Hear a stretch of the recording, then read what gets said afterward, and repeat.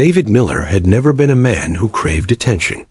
He grew up in a small Texas town, the kind where Friday night football was the biggest event of the week, and neighbors still left their doors unlocked. From an early age, he admired the American flag that flew outside his school, and he often told his mother that one day he wanted to serve his country.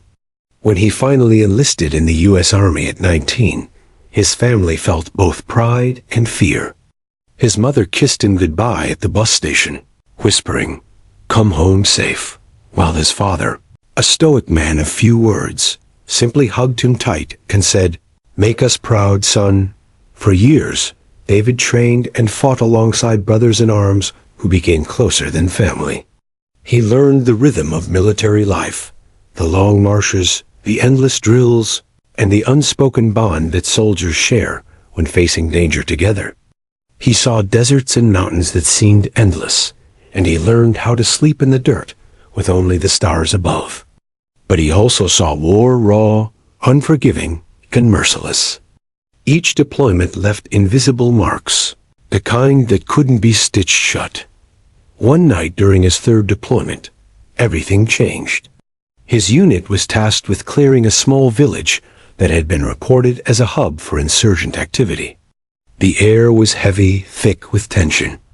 David walked point with his rifle steady, scanning the shadows. His boots crunched softly against the sand, every sound amplified in the silence. He thought of home, of his sister's laugh, of the smell of his mother's cooking, and then forced those thoughts aside.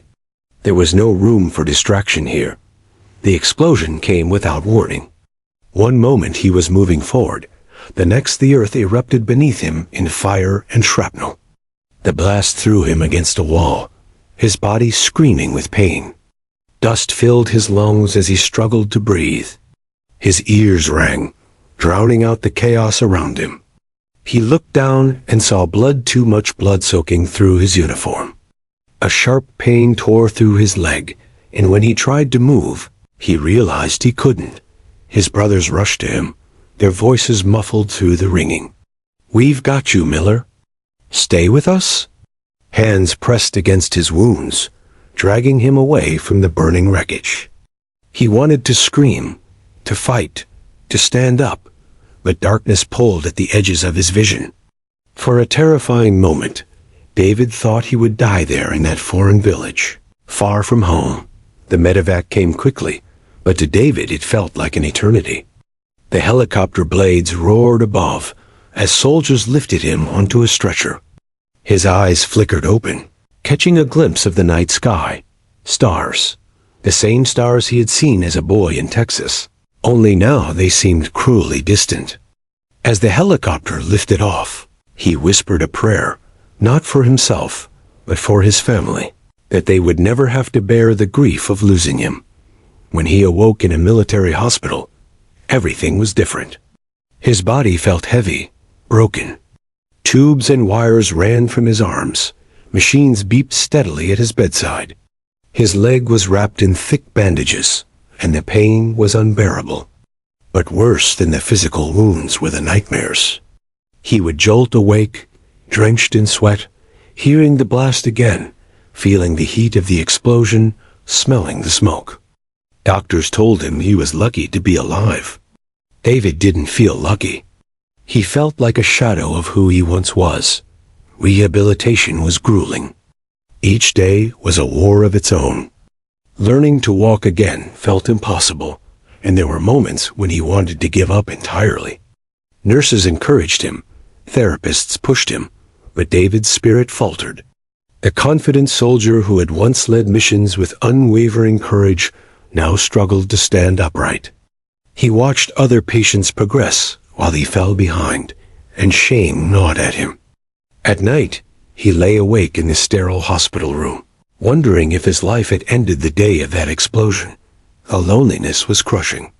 His family visited when they could, but they lived hours away and had jobs, bills, and lives to manage. His fellow soldiers returned to duty, while he remained confined to hospitals and therapy rooms. Letters and calls helped, but they could not replace the camaraderie of the battlefield.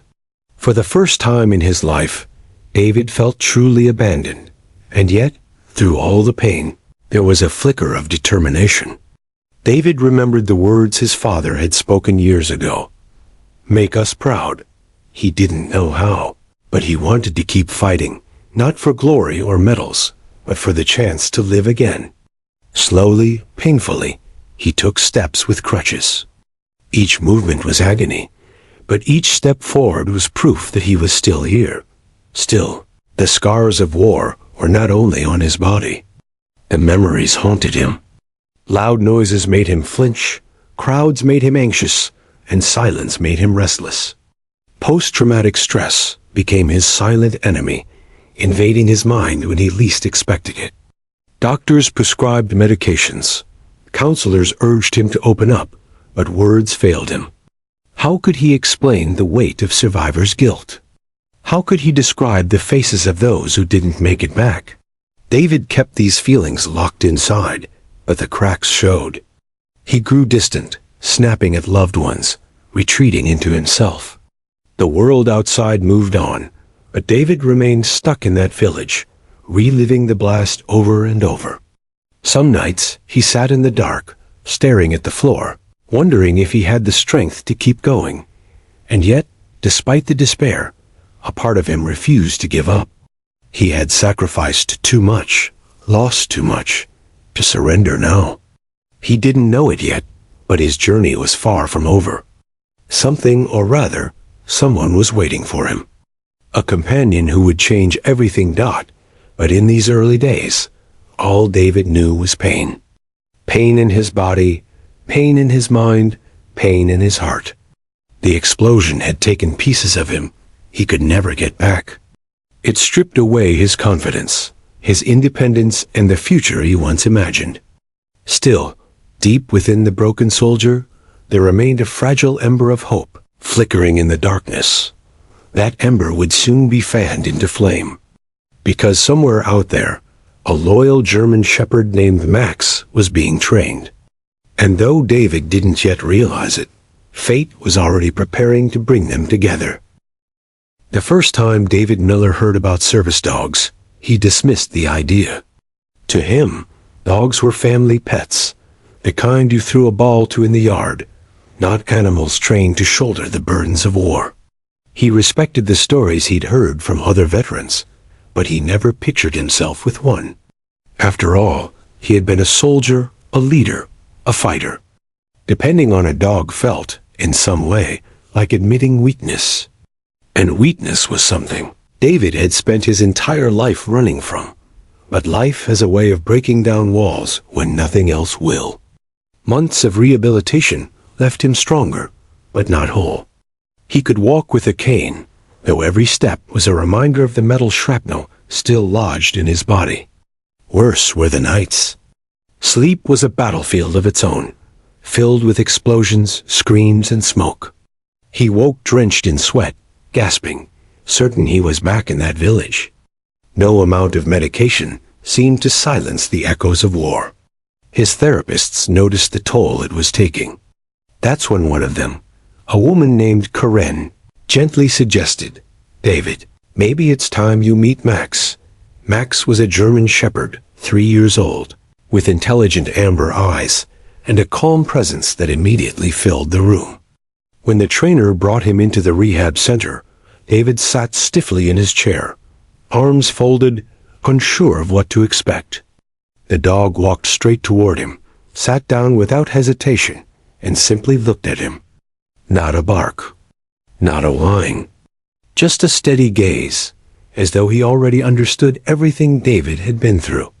Something inside David shifted. He didn't say it aloud, but he felt it. That look, steady, patient, unjudging, was the first time in years he didn't feel like a broken man under a microscope. Max didn't care about his scars, his limp, or his haunted eyes. Max saw him. Their training began the next week. At first, David was awkward.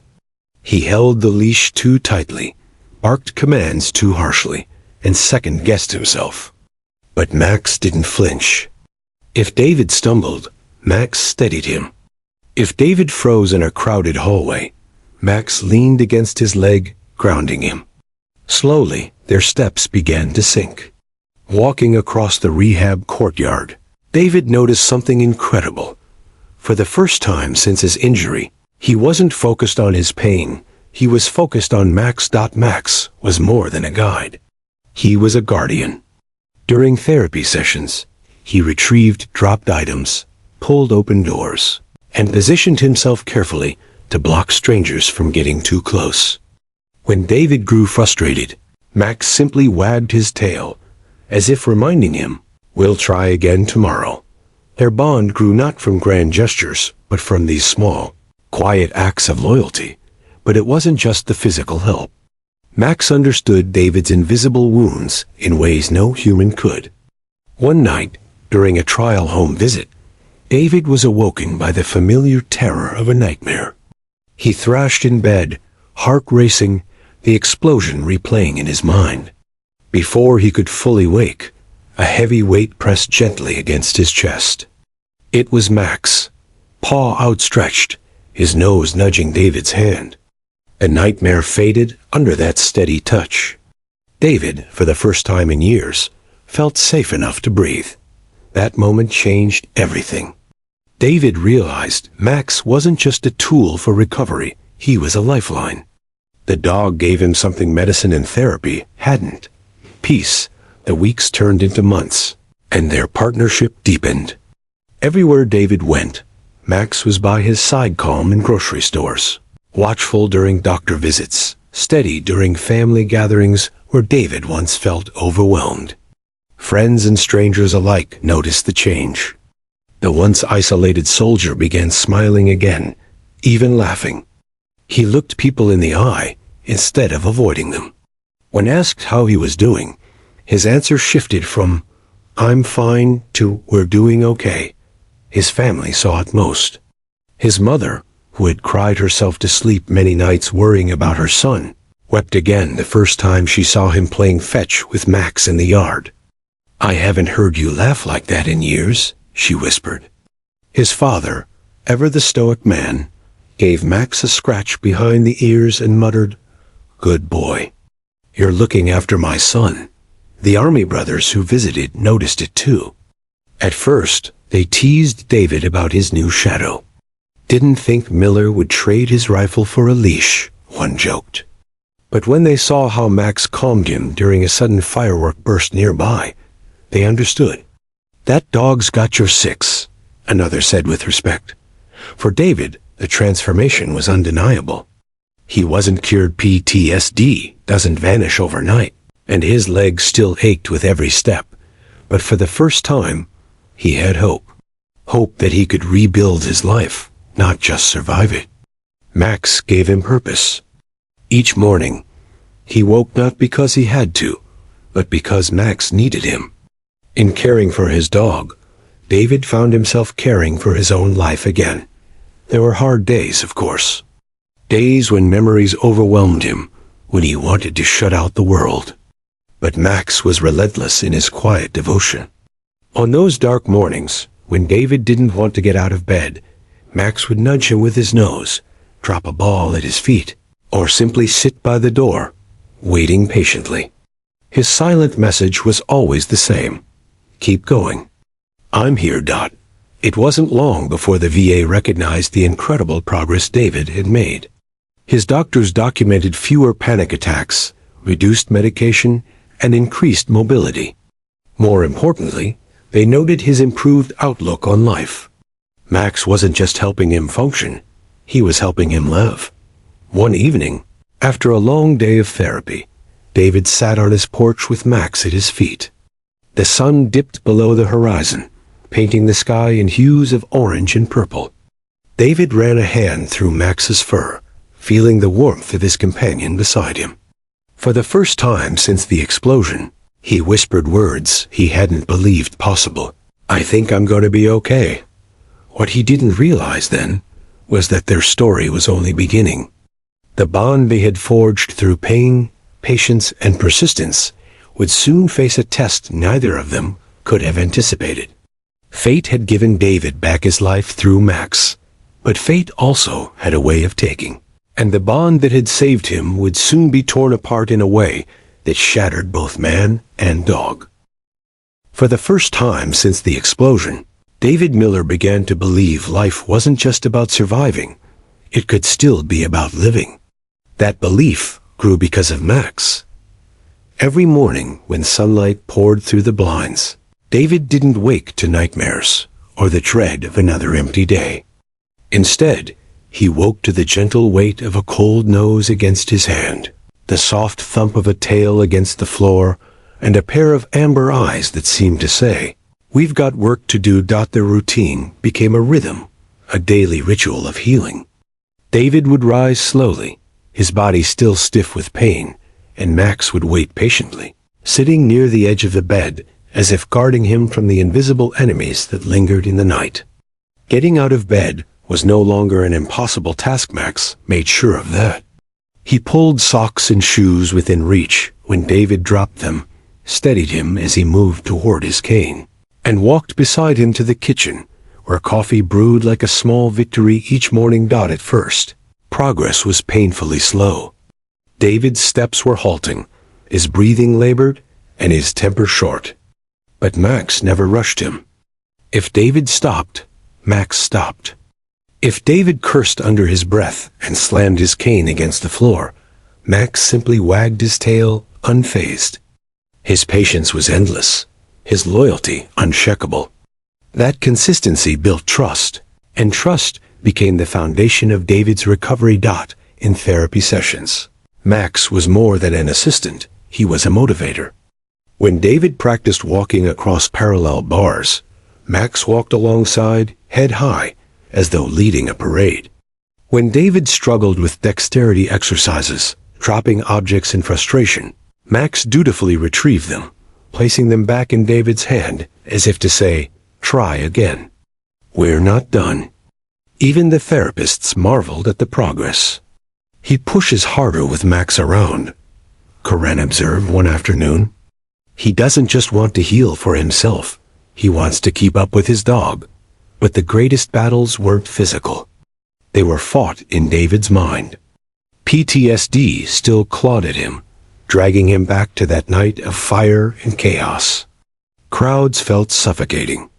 Sudden noises triggered panic. Sleep often turned into a battlefield where nightmares raged.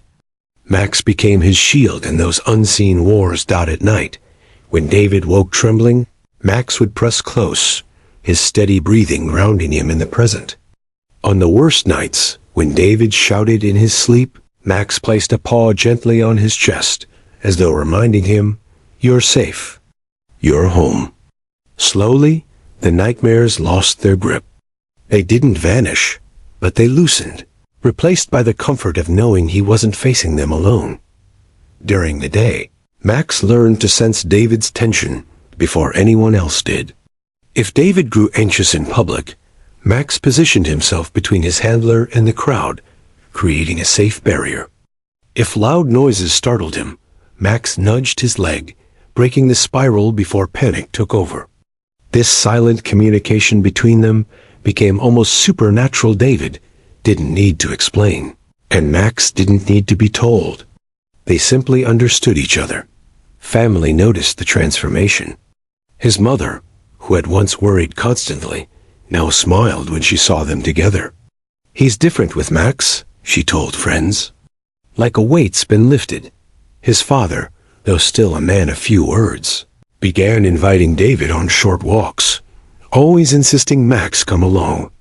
Even his younger sister Emily grew attached to the dog, often sneaking him treats under the table, laughing at how fiercely Max still reserved his loyalty for David alone. The bond wasn't just healing David, it was restoring his family too. For so long, they had felt helpless, unable to reach him through the walls trauma had built. Max tore those walls down, brick by brick, in ways words never could. One afternoon, David decided to test himself. A local fair was in town, something he had avoided in previous years. The thought of crowds, noise, and flashing lights had been unbearable. But now, with Max at his side, He felt a flicker of courage.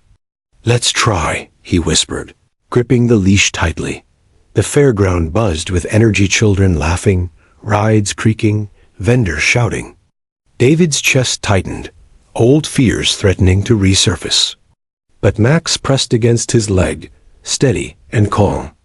Each time a firecracker cracked in the distance, Max nudged his hand, reminding him to stay grounded. Step by step, David made it through the crowd. They didn't stay long, but it was enough. Enough to prove he wasn't imprisoned by fear anymore. That night, lying in bed, David whispered to Max, "We did it, buddy. We really did it." As months turned to a year, David's life began to resemble something he once thought impossible. He attended veteran support groups, sharing his story and encouraging others to consider service dogs. He volunteered at community events, often with Max sitting proudly at his side, drawing curious children who wanted to pet him. David would kneel down and explain gently, "He's working right now, but he loves meeting new friends." For the first time in a long time, David felt useful again. He even returned to the shooting range, a place he had once avoided because of the memories it triggered. With Max lying calmly at his feet, David raised his rifle, hands steady, and took aim. The sound of gunfire echoed, but it no longer dragged him back to the desert. Instead, it was a reminder of his discipline, his training, and the soldier who still lived inside him. But beyond the triumphs, there were quiet, ordinary moments that meant the most.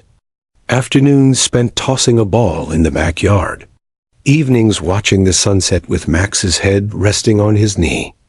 Early mornings when Max curled beside him on the porch as coffee steamed in his hands. These were the moments that stitched his broken life back. Together, David often thought about fate, how a single decision had introduced Max into his world. Without him, he wasn't sure he'd still be here. With him, he had not only survived, but begun to thrive. Max wasn't just a dog. He was a partner, a guardian, a brother in arms. Their bond was deeper than words, forged not on battlefields of war, but on battlefields of healing. Still, a shadow lingered. David knew life had a way of testing the strongest bonds. He didn't dwell on it, but deep inside, he feared losing Max. The thought of separation was unbearable. He tried to push it away, focusing instead on the present, the laughter, the progress, the peace. But life, unpredictable as ever, was already preparing a cruel twist. One that neither man nor dog could prevent. For now, though, David clung to gratitude. Healing was no longer a distant dream. It was here, alive in every step he took with Max by his side. Together, they were proof that even the deepest wounds could begin to close when love, loyalty, and trust forged an unbreakable bond. For over a year, David Miller and Max were inseparable.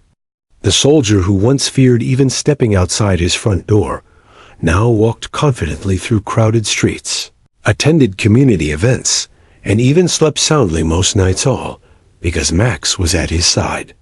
To anyone watching, they were more than a man and his service dog. They were a single unit, breathing and moving as one. But as life often reminds us, even the strongest bonds can be tested by forces beyond our control. It began with a letter.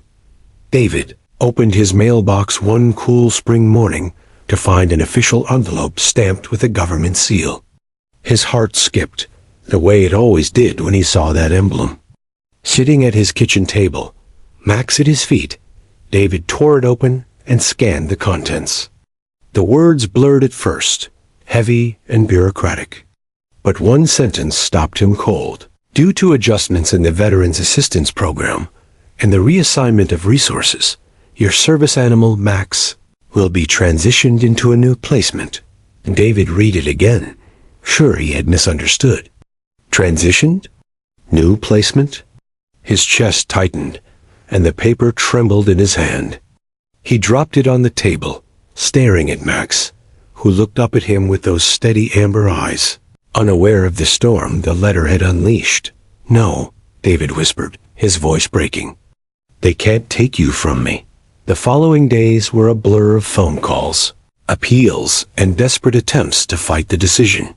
He spoke with case managers, advocates, anyone who would listen. "You don't understand," he pleaded. "Max isn't just a dog. He's my lifeline. He's the reason I'm here." But policy was unyielding. Due to changes in funding, service dogs were being reassigned based on medical priority, and Max was slated to help another veteran who, on paper, had greater need. David's heart sank. He didn't begrudge another soldier the help. He knew too well the depths of despair. But why Max? Why the one companion who had given him back his life? It felt like being asked to give away part of his soul. The day of separation arrived too quickly. David tried to prepare, but nothing could soften the blow. That morning, he sat on the floor with Max, stroking his fur, whispering words he could barely form. "You saved me, buddy. You gave me my life back. I don't know how to thank you. I don't know how to let you go." Max wagged his tail gently, leaning into him, as if sensing the sadness, but not fully understanding. When the handler arrived to collect Max, David's legs felt like stone. He followed them to the door, clutching the leash tightly, his knuckles white. Max hesitated at the threshold, ears twitching, eyes flicking between his master and the open world beyond. For a moment, it seemed as if he knew something was wrong. He whimpered softly, tugging back toward David. Resisting the pull of the leash, David knelt, gathering Max in his arms, holding him as though the strength of his embrace could rewrite policy, erase paperwork, undo fate. Tears streamed down his face, wetting the dog's fur. "I'll find you again," he whispered desperately. "I promise. This isn't goodbye." Max licked his cheek, tail wagging with a mix of confusion and loyalty. Then the handler gently pulled him away. David watched from the doorway as Max looked back one last time, ears perked, eyes searching for reassurance. That image seared itself into David's memory like a scar. His best friend, his protector, walking away while he stood powerless. The silence afterward was unbearable. For days, David wandered through his home like a ghost. The house felt empty, the walls echoing with absence. He still reached for the leash by the door, forgetting there was no one waiting for a walk. He woke in the night from nightmares, reaching out for a paw that wasn't there. Without Max's grounding presence, the shadows of war returned with full force. Sleep became elusive. Anxiety clawed at him during the day. Grocery stores and crowded streets once again felt like traps, suffocating and hostile. Even simple tasks, making coffee, folding laundry, sitting on the porch, felt hollow without Max at his side. His family noticed the change immediately. His mother begged him to appeal again. His sister offered to contact every veteran organization she could find, but David shook his head. "It's done," he muttered, his voice hollow. His father, usually steady as a rock, placed a hand on his shoulder. "Son, you can't give up. You've fought harder battles than this." But David wasn't sure, because this wasn't just about losing a dog. It was about losing hope. Max had been the bridge between survival and living, and now that bridge had been ripped away. The progress David had made seemed to crumble overnight. Each step felt heavier, each day longer, each night darker. One evening, unable to bear the silence, David drove to the park where he and Max had once walked. He sat on a bench, staring at the path they used to travel together. Families strolled by with their dogs, laughter filling the air. Each wagging tail was a reminder of what he had lost. His chest ached, and for a fleeting moment, the darkness whispered temptations he thought he had conquered long ago. But even in despair, a part of David clung to a fragile thread of determination. He remembered Max's eyes, the steady gaze that had first anchored him, The paw pressed against his chest in the dead of night. The silent promise. You're safe. You're not alone. No, David whispered to himself, fists clenched. I can't let this be the end. I owe it to him. I owe it to both of us. That night, for the first time since Max had been taken, David sat down at his desk and began to write letters. Not one, but dozens. To the VA, to nonprofits, to congressmen, to veteran support networks. Each letter told the story of a broken soldier and the dog who saved him, a bond that policy could never measure. He didn't know if anyone would listen, but he knew he had to try. In the quiet of that room, pen scratching against paper, David felt Max's presence again. Not in body, but in spirit. He could almost hear the soft thump of a tail against the floor, urging him on. For now, they were apart. For now, the nights were lonely and the days heavy. But somewhere out there, Max was still alive, still waiting, still loyal. And David made himself a vow as fierce as any he had ever made on the battlefield. One day, I'll find you again. Whatever it takes. The days after Max's departure blurred into weeks, and the weeks stretched into months. For David Miller, time no longer felt like a steady rhythm, but a heavy weight dragging him through life. Without Max, every corner of his world seemed stripped of color, every sound dulled, every moment haunted by absence. At first, he tried to maintain the routines he and Max had built together. He still set his alarm for morning walks, laced up his boots, and stood at the door with the leash in hand only to find himself staring at the empty space where Max once sat, waiting patiently. The silence broke him. After several attempts, he gave up. The leash hung untouched, a relic of a life that had slipped through his fingers. Sleep became his enemy again. Nightmares crept back with brutal force, vivid and merciless. Without Max's steady breathing at his side, or the comforting weight of a paw against his chest, David would jolt awake, drenched in sweat, his heart racing. He'd sit upright, gulping air, alone in the dark, wishing for the dog who had once anchored him to safety. Daylight didn't offer relief. Crowded places triggered anxiety. Loud noises sent him spiraling.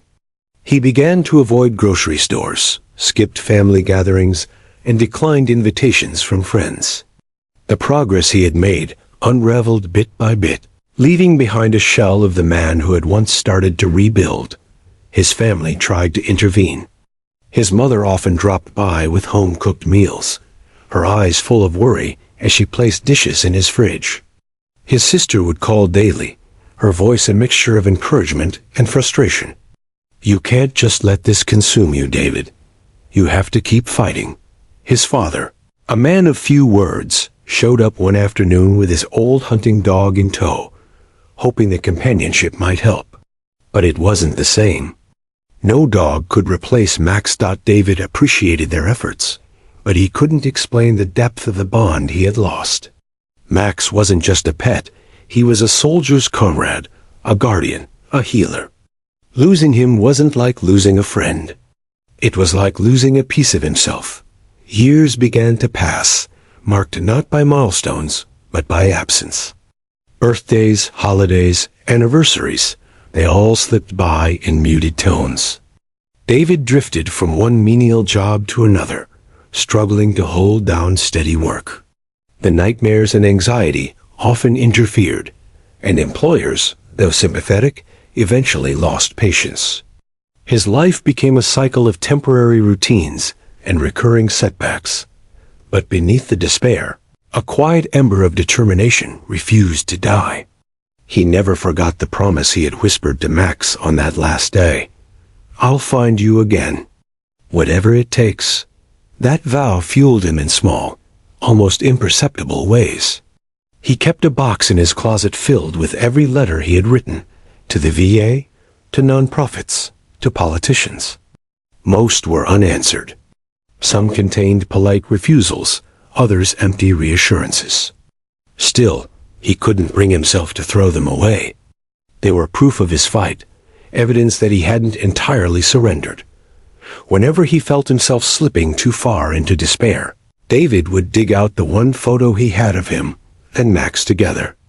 Taken during a community event, it showed him smiling, genuinely smiling, for the first time in years, his hand resting proudly on Max's back.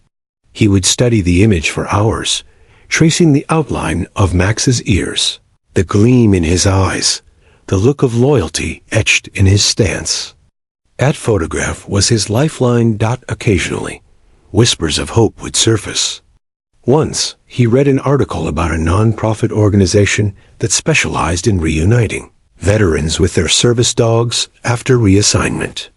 Another time, a fellow veteran mentioned seeing a German shepherd working with a handler in a different state who looked just like Max. David's heart would race at these fragments of possibility, but each lead fizzled into disappointment. Still, the ember glowed. 5 years passed. David was older, more weathered, and deeply scarred by the emptiness. Yet something in him remained unbroken. One evening, while scrolling through his computer, he stumbled across a veteran support forum he hadn't visited in years. Buried deep in a thread, he found a post from a man describing his service dog, a German shepherd trained in bomb detection and emotional support. Originally assigned to another veteran. The details made David's heart pound.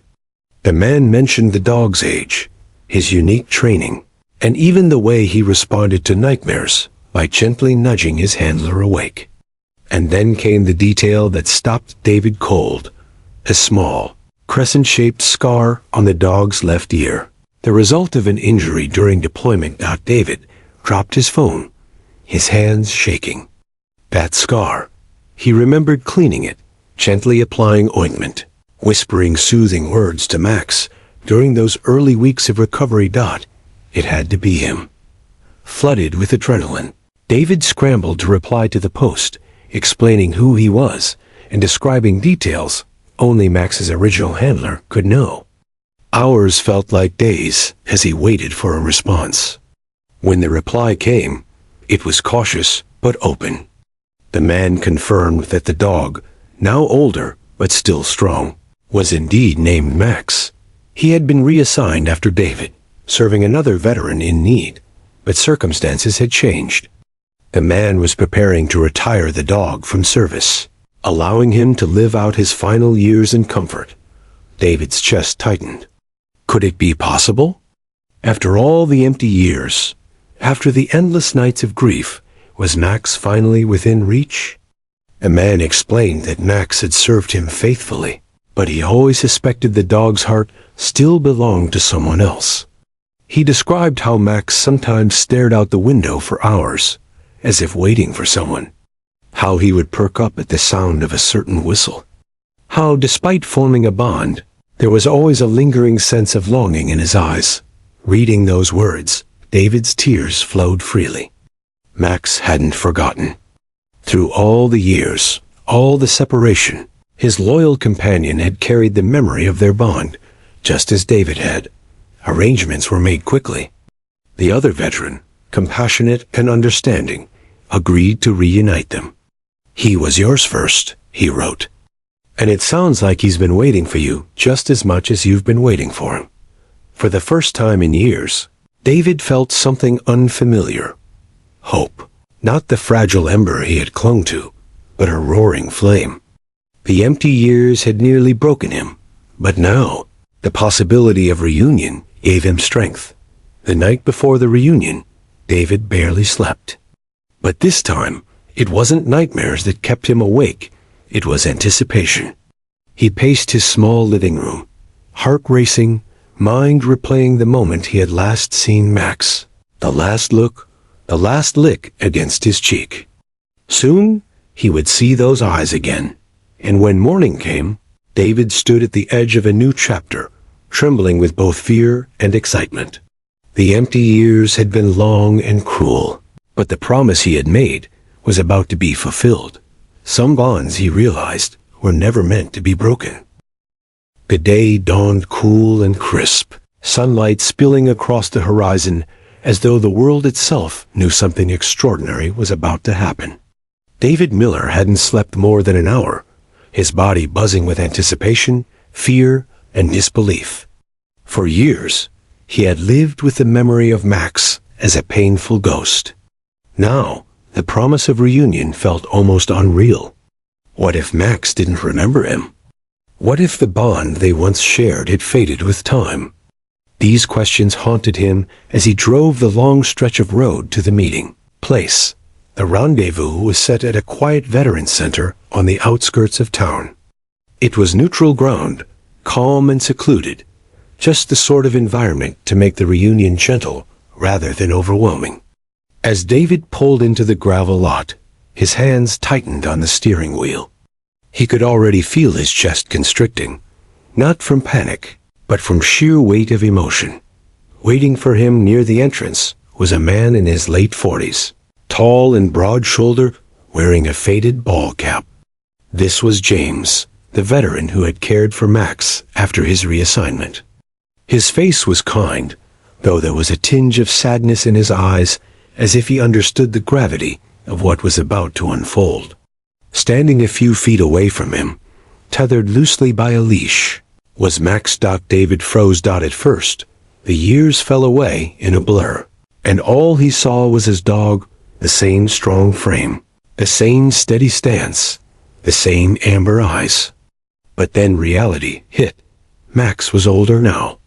His muzzle was sprinkled with gray, his movements slightly slower, his ears less sharp. Time had etched itself into his body, but the essence of him, the quiet strength, the alertness, the unyielding presence, remained unchanged. David stepped out of the car, his legs trembling beneath him. His mouth was dry, his throat tight. The world around him went silent, every sound drowned out by the thunder of his heartbeat. "Go ahead," James said gently, his hand resting on Max's leash. He's been waiting for this. David took one step, then another. Max turned his head, his ears twitching, nose working the air. There was hesitation at first, the way a dog surveys a stranger. But then something flickered. Recognition. His tail gave a tentative wag. His body stiffened, alert. And then, as if a dam had broken, Max surged forward, straining against the leash, eyes locked on the man approaching. David dropped to his knees. "Max!" The word tore from his throat, raw, desperate, and overflowing with years of longing. James let go of the leash. Max bounded across the short distance, closing the gap in seconds. He barreled into David with such force that the soldier toppled backward, laughing and sobbing all at once. Max pawed at him frantically, licking his face, whining with a sound that was equal parts joy and relief. It was not the bark of a dog meeting someone new. It was the cry of a friend reunited with his missing half. David wrapped his arms around Max, burying his face in the familiar fur. "You remember," he choked out. "Oh, God, you remember." For several minutes, the world ceased to exist. It was just man and dog, two souls who had been torn apart and were now made whole again. Max pressed against him, refusing to let even an inch of space form between them. David held on tightly, unwilling to let go, afraid that if he blinked, it might all vanish like a dream. James stood quietly in the background, his eyes glistening. He cleared his throat softly, then said, "I've taken good care of him, but I think he's always known where he truly belonged." David looked up, still clutching Max.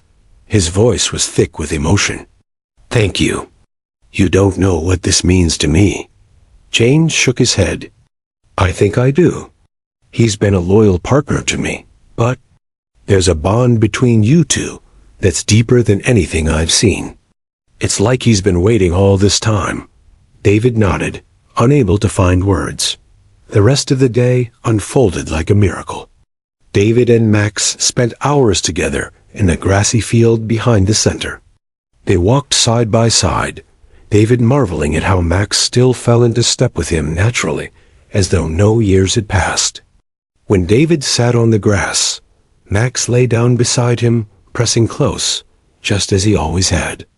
They shared food, laughter, and quiet moments of simply existing together. The silence speaking volumes. At one point, David whistled a short, sharp sound he had often used during training years ago. Instantly, Max's ears perked, and he trotted over, responding without hesitation. David's heart swelled. He never forgot. But alongside the joy was a bittersweet truth. Max was no longer a young service dog. His body bore the marks of age and years of service. He wasn't as quick to leap, his stamina shorter, his movements deliberate rather than swift. Yet, in David's eyes, he was perfect. Perhaps even more so now, for he carried not just memories of what they had shared, but the resilience of having endured years apart. Later, as the sun began to dip, James approached David with a folder of papers. "He's yours again," he said simply. "Officially. I've signed over everything. He deserves to spend the rest of his life with you." David's throat tightened. He extended his hand, shaking James's firmly. "Thank you. For everything you've done. For loving him, for keeping him safe." James smiled faintly. "He saved me too. In his own way. But this reunion feels right. It's where he belongs." As evening fell, David loaded Max into the passenger seat of his truck. The dog settled in comfortably, his head resting on David's thigh as though no time had passed at all. The drive home was quiet, filled only with the sound of the engine and the rhythmic thump of Max's tail against the seat whenever David glanced at him. Crossing the threshold of his home that night felt surreal. For years, the house had been empty, haunted by silence. Now, as Max padded across the floor, sniffing familiar corners, it felt alive again. David stood in the doorway, watching him explore, tears slipping down his face. When they finally settled in for the night, Max curled at the foot of the bed, then shifted upward, placing a paw gently across David's chest, exactly as he had years before. David exhaled a trembling breath, a wave of peace washing over him. The nightmares would come again, he knew, but now Max was here. And that meant he could face them. As sleep began to claim him, David whispered into the dark, his hand resting on Max's back. "We found our way back, buddy. I kept my promise." Max gave a soft sigh, his body warm and steady. For the first time in years, David drifted into slumber not with fear, but with hope. Because the reunion was not just about reclaiming the past. It was about beginning a new chapter 1, defined not by loss, but by the unbreakable bond between a soldier and his dog. The morning after their reunion, David woke slowly, blinking against the light streaming through the blinds.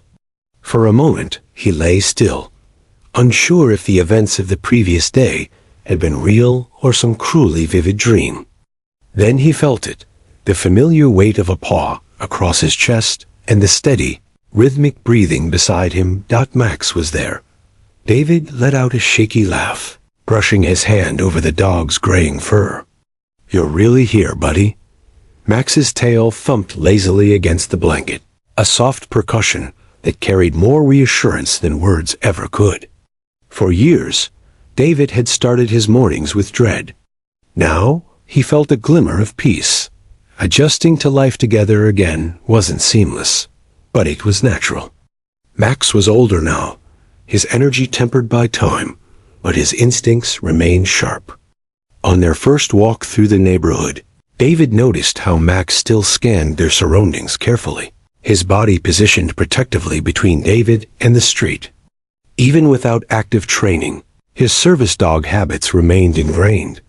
Neighbors who had watched David's struggles over the years stopped to admire Max. "Is this your new dog?" one asked. David smiled a genuine smile that lit up his face in a way they hadn't seen in years. "Not new," he said, resting a hand proudly on Max's back. "This is my old friend. We finally found our way back to each other. At night, the nightmares still came, but their power over him diminished. When David jolted awake, gasping for air, Max would nudge him gently, pressing close until his breathing slowed. The panic ebbed faster now, chased away by the unwavering presence of the dog who had always known how to steady him. One particularly bad night, David dreamed of the ambush, the explosion, the chaos, the blinding pain. He woke thrashing, his chest tight, sweat soaking his sheets. Before the fear could consume him, Max climbed onto the bed and laid his head firmly on David's chest, grounding him in the present. David's trembling eased as he wrapped his arms around Max. "You're here," he whispered. "You're here. I'm safe." Tears slid down his cheeks, but they weren't just tears of fear. They were tears of relief. The presence of Max didn't erase David's wounds, but it gave him strength to face them head-on. With renewed determination, he began attending therapy sessions again, this time bringing Max along. The therapist, Dr. Reynolds, observed the transformation with awe. "I've never seen progress happen this quickly," she remarked after a session. "He gives you something medicine and words can't. He gives you trust." David nodded, scratching Max's ear. "I think he always did. I just lost myself when I lost him. Now it feels like I can breathe again." Outside of therapy, David started reclaiming pieces of his life he had abandoned during the empty years. He returned to the community center where he once volunteered, this time signing up to help with veteran outreach programs. Having Max by his side gave him confidence to share his story publicly. At one event, he stood before a group of fellow veterans, Max sitting calmly at his feet. "There was a time I didn't think I'd make it through," David confessed, his voice steady. "But this dog, my dog, pulled me back from the edge. They tried to separate us, and for years we were apart. But the bond we built never died. If there's one thing I've learned, it's that healing isn't about doing it alone. Sometimes healing comes with 4 paws and a wagging tail." His words resonated deeply. Several veterans approached him afterward, some with tears in their eyes, others with hopeful smiles.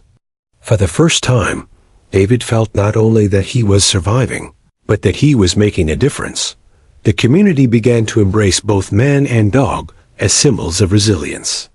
Local newspapers covered their reunion, and photos of David and Max walking side by side appeared in newsletters and social media posts. Strangers would stop them on the street, thanking David for his service and patting Max affectionately. David never let the attention swell into pride. It wasn't about recognition. For him, it was about honoring the second chance they had been given. Yet, as fulfilling as these moments were, David was also keenly aware of time. Max was aging, and though he was still strong, there were signs of slower movements, longer naps, joints that stiffened on cold mornings. Each sign was a reminder that their days together, though precious, were limited. Instead of letting that thought fill him with dread, David chose to let it fuel him. "We wasted too many years apart," he told himself. "I'm not wasting another moment."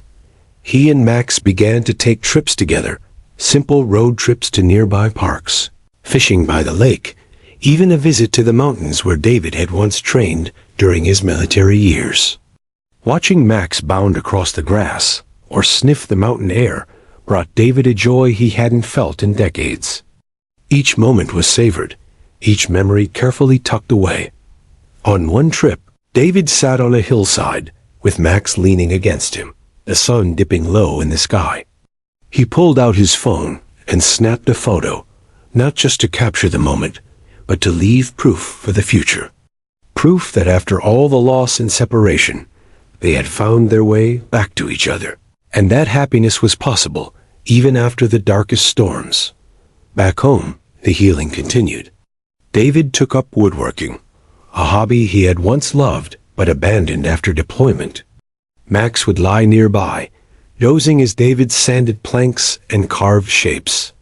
The rhythmic sound of tools and the soft presence of his dog created an atmosphere of calm, a therapy no clinic could replicate.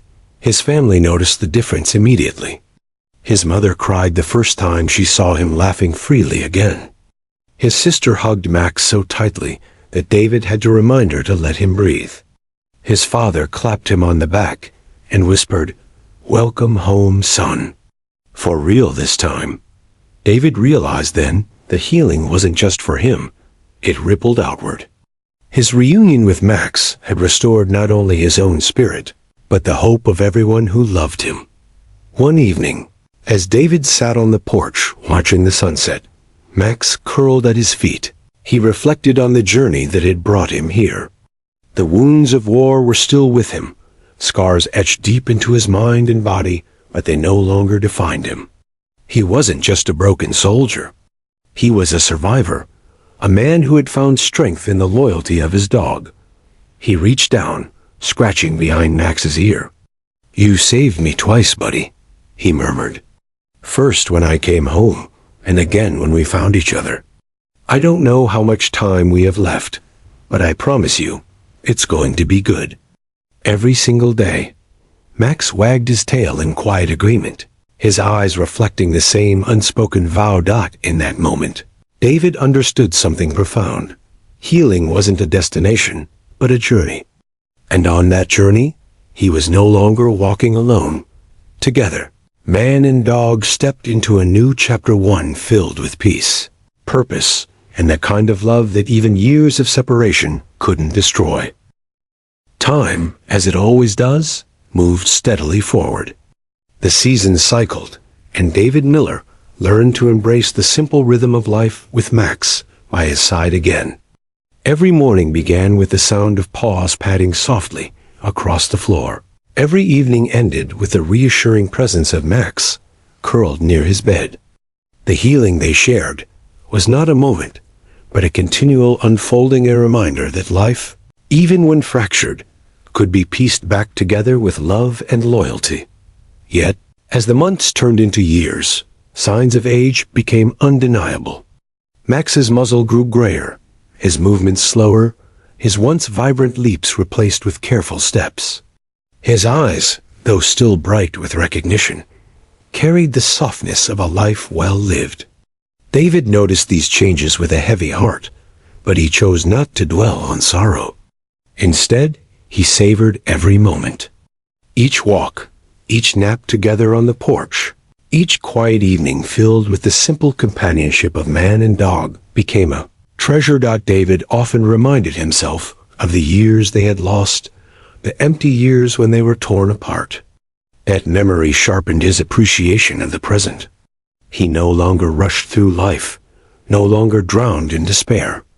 Instead, he lived deliberately, ensuring that Max's final chapter was written with joy, comfort, and dignity.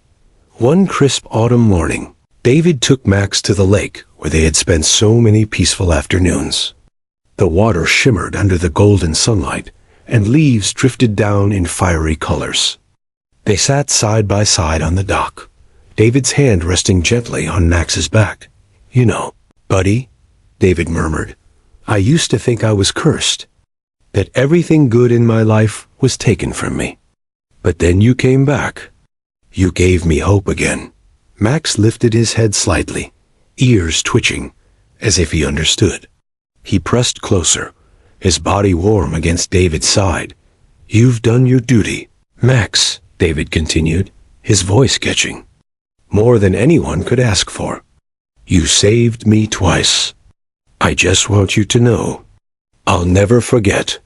Not in 100 lifetimes. A breeze rustled the trees, carrying away his words. But David knew they had settled in the only place that mattered, Max's heart.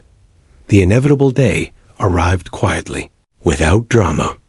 Max had been slowing down more each week, his naps stretching longer, his appetite waning.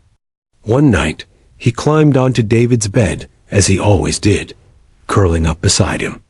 Sometime in the early hours, with the moonlight spilling softly through the blinds, Max let out a long, peaceful sigh and simply didn't wake again. David awoke to stillness. At first, he thought Max was just deeply asleep, But when he touched him, the truth sank in. His chest tightened, his breath caught, and a deep, raw cry escaped him. He clutched Max in his arms, rocking gently, tears streaming down his face. "You did so good, buddy," he whispered through sobs. "You gave me everything. You can rest now." The grief was profound, yet it was not the shattering loss he had felt years earlier when Max was taken from him. This time there was sorrow, yes, but also peace. Max hadn't been stolen away by bureaucracy or circumstance. He had lived a full, loyal life, and he had finished his journey in the place he belonged, beside the man he loved. In the days that followed, David honored Max the only way he knew how. He built a wooden box by hand, sanded smooth and polished with care, and carved Max's name into the lid. He laid it beneath the oak tree in his backyard, a place where Max had often dozed in the shade during warm afternoons. Family and friends gathered for a small ceremony. Fellow veterans came too, many of whom had heard David's story and drawn strength from it. Together, they shared memories, tears, and laughter. David stood with them, Max's collar clutched in his hand, and spoke from the heart. "This dog saved me when I thought I was beyond saving. He gave me back my life, my courage, and my hope. Our story wasn't easy. We were separated. We lost years, but we found our way back. And in those final years, he reminded me that healing is possible, no matter how broken you feel." His words resonated, and in that moment, David realized that Max's legacy extended far beyond their bond. The dog's loyalty had touched not only him, but everyone who heard their story. Determined to honor Max's memory, David threw himself into helping others. He began working with organizations that paired service dogs with veterans, advocating passionately for the importance of these bonds. He shared his own journey, using it to highlight the dangers of bureaucratic decisions that separated soldiers from their service animals. Over time, he became a voice for change. Policies shifted, and fewer veterans were forced to endure the pain he had suffered. David knew that if Max's story could prevent even one separation, then his companion's legacy was alive. He also mentored younger veterans, often inviting them to his home. They would sit beneath the oak tree where Max was buried, sharing stories of loss, survival, and hope. David found that in guiding others, he continued his own healing journey. Years later, when David himself had grown older, he often reflected on his life with Max. He kept that one photo framed in his living room, the image of himself and Max smiling side by side. Visitors would point to it, and David would smile softly. "That's my brother," he'd say. He just happened to walk on 4 legs. The pain of losing Max never disappeared, but it softened into gratitude. Gratitude for the years they shared, for the healing they found, and for the unbreakable bond that carried them through the darkest of times. On the anniversary of Max's passing, David stood once more by the oak tree. The air was cool, the sky streaked with the colors of sunset. He placed a hand on the wooden marker and closed his eyes. "You're still with me, buddy," he whispered. "Every step I take, every life I touch, you're part of it. You'll always be part of it." A sense of peace settled over him. Though Max was gone in body, his spirit lived on in the changed policies, in the veterans who now had their own service dogs, in the very strength David carried each day. That was Max's legacy: loyalty, healing, and the undeniable proof that love can transcend even the deepest wounds. In the end, their story wasn't defined by the years of separation, nor by the grief of loss, but by the enduring bond they shared. A soldier and his dog reunited against all odds, healed by love, and remembered forever. David's life, once broken, had been pieced back together not by chance, but by the steadfast loyalty of a German shepherd who never forgot. And as the sun dipped behind the horizon that evening, David smiled, whispering into the wind as though Max could still hear him. "Good boy. Max, always my good boy."